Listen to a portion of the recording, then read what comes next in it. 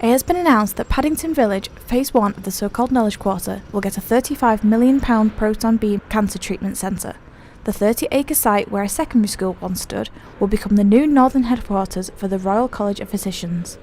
The proton treatment will be offered next door in what will be called the Rutherford Cancer Centre Northwest. Our reporter Kerry Fitzpatrick spoke to Professor Carlton Welsh, Head of Physics at the University of Liverpool, about the pioneering treatment. Very fundamental level, it's an alternative radiation therapy, so you can treat cancer with different types of radiation, X-rays, electron beams, or heavier particles like protons. The big advantage of protons is that they deposit their energy at a very specific depths inside the body. So basically you can enter into the patient's body and you can deposit the energy that ultimately shall kill your tumor exactly where the tumor is located, and you don't incur damage to healthy tissue surrounding the tumor area. Is it more successful than other treatments for cancer?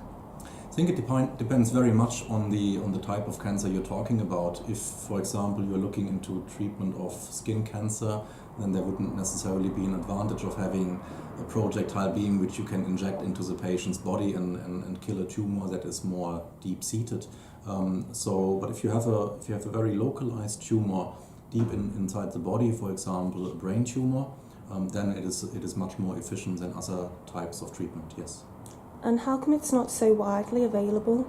Well, for starters, I guess it's very expensive. So you've seen from the announcement last week that the facility here is some £35 million investment. So it is a very significant investment issue. On the other hand, I guess there was lots of studies needed in order to show the clinical advantages for specific cancer types.